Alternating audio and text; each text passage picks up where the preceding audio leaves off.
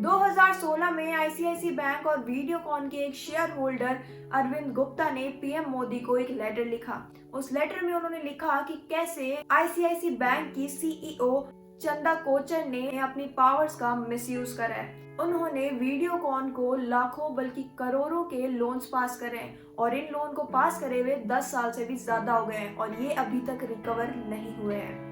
इसके बाद सीबीआई इसकी तह तक गई और बहुत ही शॉकिंग फिगर्स सामने आए हैं। आइए इस वीडियो में जानते हैं उन शॉकिंग फिगर्स के बारे में। Hi, this is Bhavana and you are watching finance with Bhavana. If you find this video useful and interesting, please hit the like button and don't forget to subscribe finance with भावना।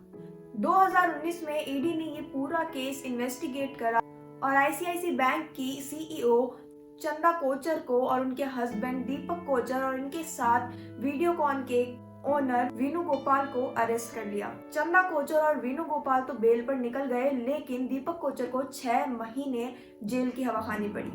2020 से लेकर 2022 तक इस case में कोई भी लीड नहीं मिली, लेकिन दिसंबर 2022 में इन तीनों को वापस अरेस्ट कर लिया। अब मजे की बात यह है कि जहां ये पहले तीनों टीम करके खेल रहे थे, अब ये तीनों अलग अलग टीम से खेल रहे हैं। चंदा कोचर के लॉयर ने तो ये भी कह दिया कि इन सब के पीछे वेणुगोपाल का ही हाथ है। 2010 में वीडियोकॉन ने एससीबी से 1616 मिलियन का लोन लिया, ये बोल के कि उन्हें ब्राजील, मोजाम्बिक और इंडोनेशिया में ऑयल एक्सप्लोरेशन और डेवलपमेंट के लिए चाहिए और इसके बदले में उन्होंने मोजाम्बिक का एक ऑयल ब्लॉक वहां गिरवी रख दिया। अब ये ऑयल ब्लॉक वापस छुड़वाने के लिए उन्हें लोन तो रीपे करना ही पड़ेगा। अब 2013 में वीडियोकॉन ने अप्रोच करा 20 बैंक्स के कंसोर्टियम को। इस कंसोर्टियम में ICIC bank, Central Bank of India जैसी बैंक्स भी थी और इन सब बैंक्स का हेड था एसबीआई। और यहाँ से वीडियोकॉन ने $530 मिलियन का लोन लिया, ये कह के कि उनको लोन रीपे करना है एससीबी का, लेकिन उन्होंने एससीबी को सिर्फ $400 मिलियन ही रीपे करे। लेकिन अब उन्होंने क्या गिरवी रखा होगा? वही ऑयल ब्लॉक जो उन्होंने एससीबी से छुड़वाया, अब उन्होंने यहाँ गिरवी रख दिया। इन सब के चलते सीबीआई को एक और स्कैम मिला, वीडियोकॉन आईसीआईसीआई स्कैम। इसके 3 मेजर प्लेयर्स थे, चंदा कोचर, दीपक कोचर और वेणुगोपाल। वेणुगोपाल और दीपक कोचर ने मिलकर एक कंपनी स्टार्ट करी थी रिन्यूएबल रिसोर्सेज की, जिसको नाम दिया उन्होंने न्यू पावर।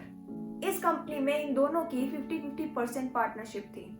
2009 में जब वीडियोकॉन को लोन्स मिलना स्टार्ट हो गए थे, तब वेणुगोपाल ने सिर्फ 2.5 लाख में अपने सारे शेयर्स दीपक कोचर के नाम कर दिए और कंपनी से एग्जिट ले ली। अब सारी कंपनी थी दीपक कोचर की। 2010 आते आते न्यू पावर को फंड्स की जरूरत पड़ी। अब इस टाइम फिर से हेल्प करने आए वेणुगोपाल और इस बार उन्होंने 64 करोड़ देकर कंपनी की हेल्प करी और 95% शेयर्स अपने नाम कर लिए। 2010 में वेणुगोपाल ने अपनी कंपनी सुप्रीम पावर को अपने बिजनेस एसोसिएट महेश को दे दी और इस सुप्रीम पावर के अंडर ही थे वो 95% शेयर्स न्यू पावर के। तो अब ये सारी कंपनी महेश के नाम हो चुकी थी, मतलब अब न्यू पावर का नया ओनर था महेश। अब 2012 में महेश ने पिनेकल एनर्जी ट्रस्ट को अपनी कंपनी सुप्रीम पावर्स हैंडओवर कर दी, वो भी सिर्फ 9 लाख के अंदर। अब इन सब में सबसे इंटरेस्टिंग बात पता है क्या है? जो ये कंपनी थी न्यू पावर, ये घूम फिर के वापस से आ गई थी मिस्टर दीपक कोचर के हाथ में, मतलब अब इसका सोल ओनर था दीपक कोचर। ये चीज तो ये डायरेक्टली भी कर सकते थे ना, इसमें इतना घुमाने की क्या जरूरत थी? आइए इस वीडियो में ये भी चीज जान लेते हैं। आईसीआईसी बैंक और उसके साथ जो बाकी के बैंक्स थे, उन्होंने 2012 से वीडियोकॉन को लोन देना स्टार्ट करा था, लेकिन आईसीआईसी ने तो इससे पहले से ही स्टार्ट कर दिया था। आईसीआईसीआई वीडियोकॉन को 2008 से ही लोन दे रही थी। आईसीआईसी बैंक ने 3250 करोड़ का लोन दिया था और जिसमें से 1050 करोड़ का तो लोन सिर्फ चंदा कोचर ने ही पास करा था।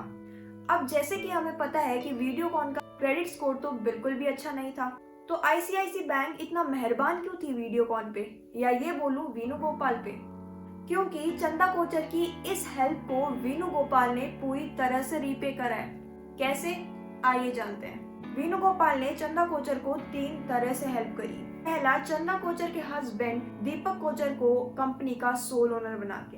दूसरा, उनकी कंपनी न्यू पावर को 64 करोड़ देके, जो उनको कभी भी वापस रीपे नहीं करना पड़ेगा।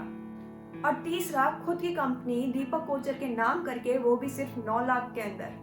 वीडियोकॉन जो अपने लोन रीपे नहीं कर पा रहा था और फ्रॉड्स पे फ्रॉड्स करे जा रहा था, वही वीडियोकॉन आईपीएल की टीम को खरीदने के सपने भी देख रहा था।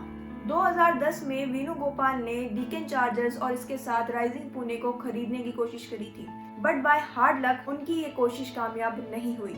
जब कंपनी ने और बैंक ने इनको एनपीए घोषित कर दिया था, तो इनके पास 52 करोड़ कहां से आए, वो भी फ्लैट लेने की, वो भी मुंबई के अंदर। जी हाँ, आपने सही सुना। पूजा दूत जो वेणुगोपाल की डॉटर इन लॉ है, उसने 52 करोड़ का फ्लैट खरीदा मुंबई के अंदर, वो भी जब उनकी कंपनी ने उनको एनपीए घोषित कर दिया उसके 4 साल बाद, मतलब 2021 के अंदर। अब इन तीनों ने मिलकर इतना दिमाग तो लगा लिया, लेकिन एंड में इन तीनों को हवा तो जेल की ही खानी पड़ी। वीडियो अच्छी लगी तो लाइक कर देना and share it with your friends.